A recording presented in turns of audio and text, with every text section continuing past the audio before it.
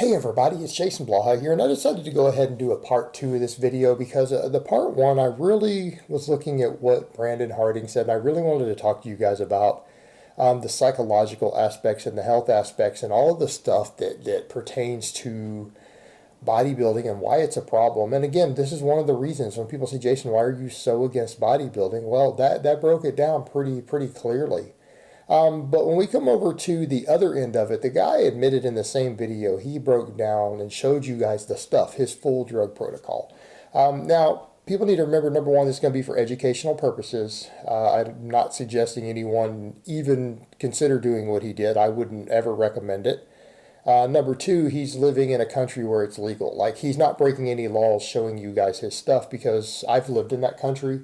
What he has in his possession, my understanding of the law there is actually legal to have in your possession in those quantities.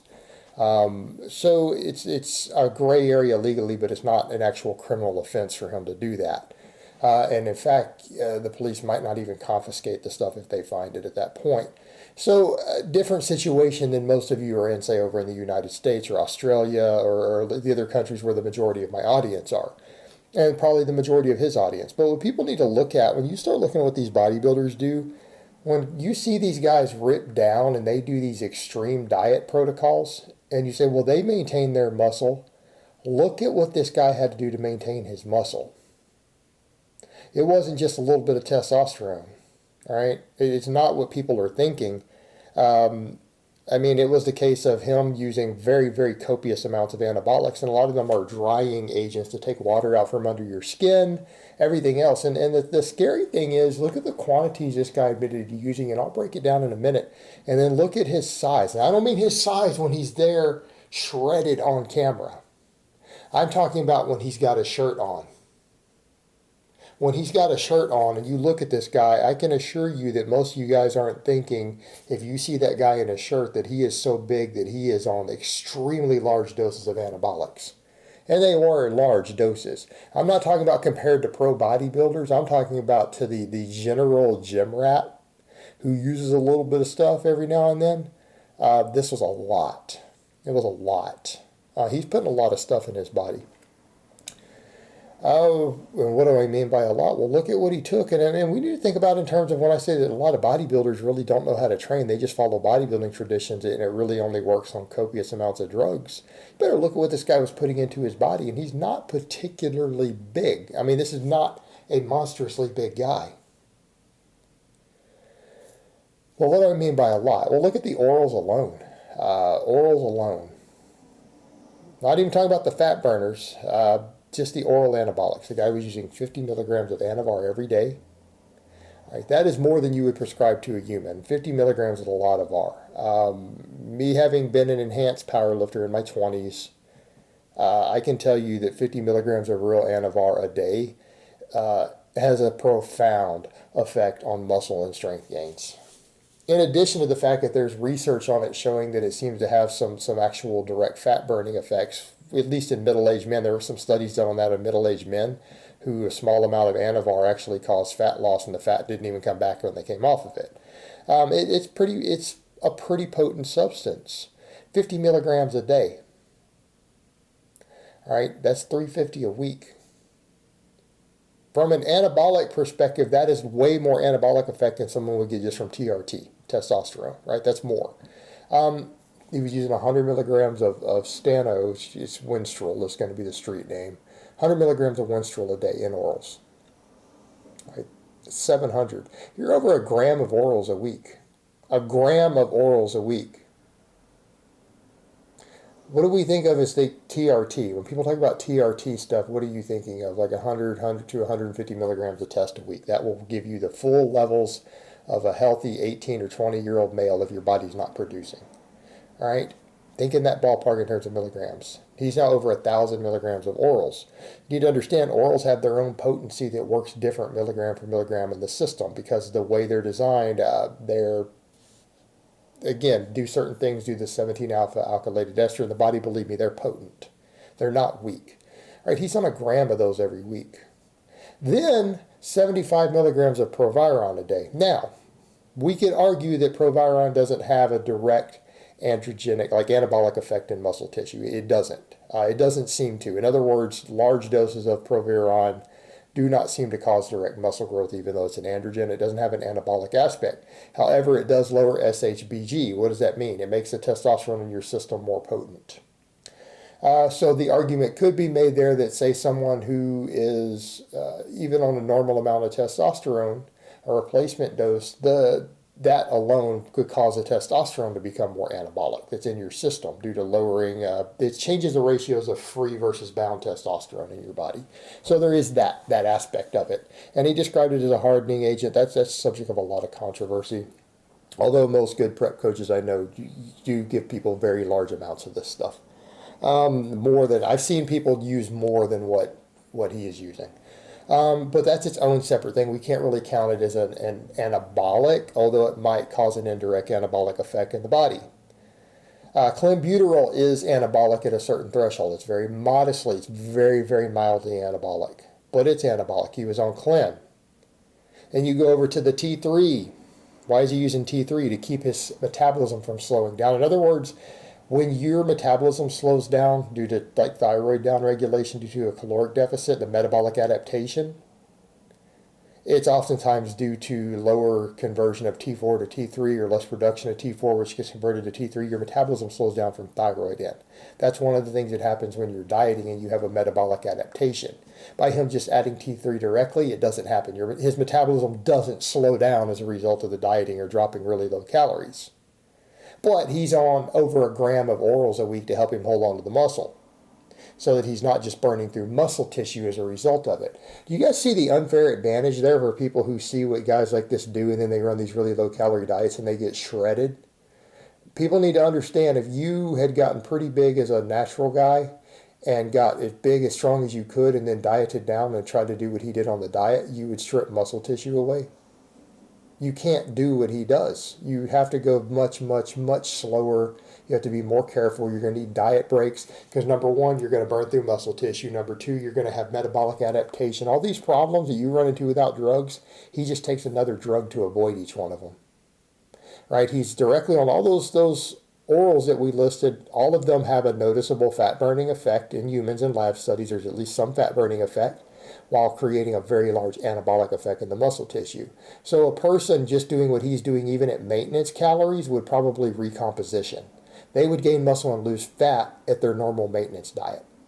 Then the Clen, which is a direct fat burner, and then he has the T3 in there so that his metabolism won't even slow down to the extreme dieting. And he's not going to lose any muscle, so you don't have muscle tissue loss, which is part of your slowdown. No loss of thyroid hormone, so no metabolism loss there. He can just keep those calories low and he'll just keep stripping body fat away. You're not going to be able to do what he does. Then you go over to all the injectables. They were fairly mild other than the trend. He was using, again, you put it in milliliters because I guess he's not smart enough to do milligrams for you guys. I'm going to estimate based upon the bottles that I saw, they're all 100 milligram per milliliter. So he's using Monday, Wednesday, Friday, 50 milligrams of prop, 50 milligrams of masteron, which is drostalenone propionate. So that's 150 of each of those a week. That's relatively modest. For testosterone, that's a replacement dose, other than its propionate ester, which is slightly stronger milligram per milligram. So the test is just a little bit higher than a TRT dose. Now, what I thought was fascinating is that he was taking Arimidex on top of all of that. He's on a replacement dose of testosterone with all these other dry androgens, and he's still taking Arimidex to control estrogen. That is extremely unhealthy. You talk about, at that point, you guys talk about why you wonder why bodybuilders tear tendons all the time. That's why they tear tendons all the time. Right there. Bam. Low estrogen. Low estrogen. That is a recipe for tendon disaster because there's no way he would have high estrogen levels on his stack. I want people to understand that. The stack that he's running would not produce an elevated amount of estrogen in your body. There's no need for estrogen control. But bodybuilders, well, I've got to get it even lower because it might help me get more shrink wrapped. But that right there, running only a replacement dose of test and all these other dry substances, some of which change your androgenic to estrogenic ratios and make you lose water and could even help with gyno and stuff anyways, right? That could already help with those things. But he's driving his estrogen down lower. And actually the amount of Arimidex he's using is a pretty hefty amount. Like that's more than most guys on TRT would take who do need to control their estrogen. Because a lot of fatter guys get elevated estrogen to a replacement dose of testosterone. That's actually a really high amount, the amount he was using for even that purpose. So he's crashed his E2 levels, which again can cause depression, can cause loss of sex drive, loss of sex function, erectile dysfunction. It can cause brittle tendons, right? That right there. Possible risk of tendon damage right there from crashing his E2 too low if he were to train heavy like a real lifter. Then he was running tren at 100 milligrams every other day. Now, a lot of people say, oh, 300 milligrams tren is anything, but here's your kicker. He's having to take sleep aids. He's having to take sleep aids. Because he's saying he's only sleeping 3 hours a night on even that amount of tren. So I want people to get a perspective there. Get a perspective on the side effects. That quantity of tren is causing him to only sleep 3 hours of night. So what are we talking about here total? 600 milligrams of injectables on top of it? Half of which is tren. Milligram per kilogram, testosterone does not compare with tren in terms of straight anabolic action in the body. It is way more potent. It is way more potent. So that 300 milligrams of tren is an extremely potent substance. Like I would go so far as to say my own personal experiences, like right now, if you were to take all that other stuff out of his equation and you take me, who's not on TRT, power lifter, training the way that I train, if I were to simply use the test prop and the amount of tren he was using and none of the other stuff, you guys would notice immediately.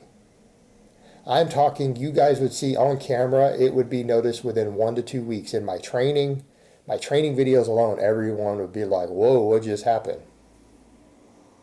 I wouldn't even be able to hide it. That's how potent that stack would be for someone who is really training. Like I wouldn't even be able to hide it from you guys, even if I wanted to. So the point you get to with all this is look at the quantities that this guy is taking to get that ripped look. Because in terms of anabolic action, that is an enormous amount of muscle gain. And what do I mean? All right. 600 milligrams of total injectables. It would be stronger than straight test, over a gram of orals a week, plus clen, plus all this other stuff. You guys remember the study that we looked at in human trials?